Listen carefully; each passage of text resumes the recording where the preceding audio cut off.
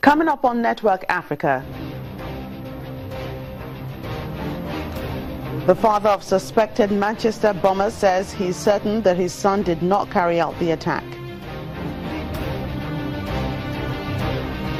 2 police officers die in eastern Kenya after their vehicle ran over an improvised explosive device.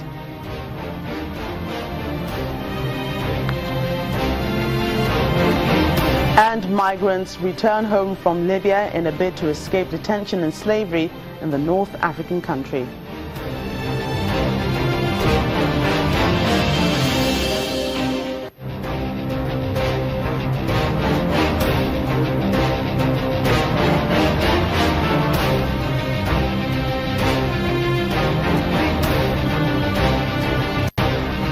Hello and welcome to the program. I'm Joke Rogers. We begin today in North Africa, where the father of the alleged bomber who killed 22 concert goers in an attack in Manchester in Britain says that he is certain that his son did not carry out the attack.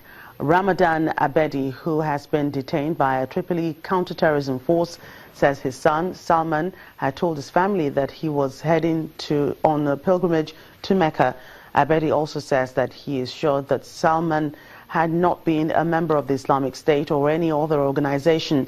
The British police say the attack at an Ariana Grande concert at Manchester Arena was carried out by Manchester-born Salman Abedi, a 22-year-old man from a family of Libyan origin. He is believed to have died in the attack. In East Africa, 2 police officers have died in Garissa in eastern Kenya after their vehicle ran over an improvised explosive device. Earlier, the Red Cross tweeted that there were 5 people that died, but this figure has not been confirmed. This comes a day after at least 4 police officers were killed after their vehicle hit a roadside bomb in Mandera County in the northeast.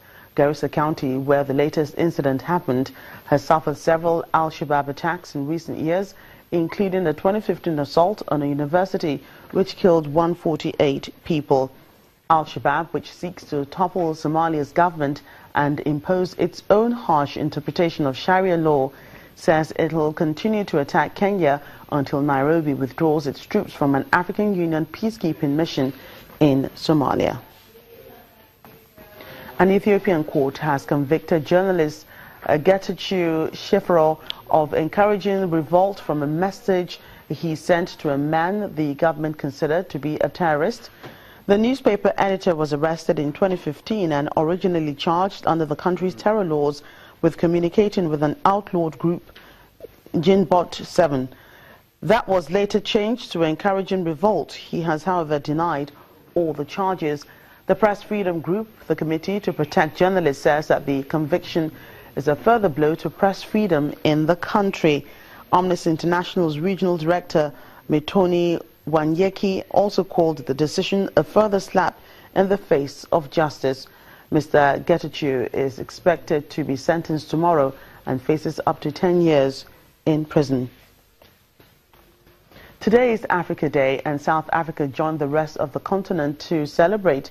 The country dedicates the month of May to celebrating Africa, and leading the day's events, President Jacob Zuma hosted African officials at his guest house, where he listed the achievements of the continent as well as the lingering challenges like terrorism and extremism, which he says the continent remains dedicated to eradicating. He also asked that the much talked about reforms of the United Nations to be more inclusive is imperative. Colors of Africa in song by the South African Air Force Choir on the University of Pretoria's Ovua Choir. President Jacob Zuma said the celebration is about taking stock of progress made in Africa, but not forgetting pressing challenges. The challenge of terrorism and extremism in some parts of our continent is another key concern of the AU and enjoys ongoing attention. President Zuma also made a case for beneficiation of Africa's natural resources, a stoppage of illicit outflows of much-needed funds, promotion of softer borders, and democratization of global institutions. The membership of the UN Security Council must reflect the fact that Africa is now made up of independent countries and not colonies. Africa is a great continent, it's often said, but how can we make it even greater? We need to create space for ourselves as Africans in Africa.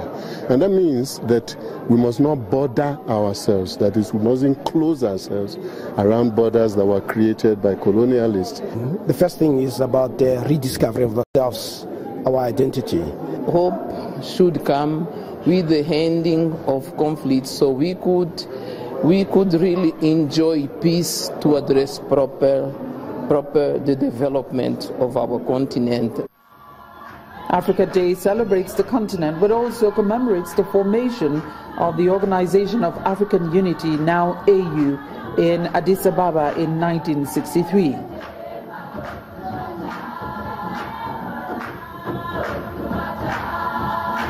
From the Presidential Guest House in Pretoria, Betty Dibia, Channels Television News.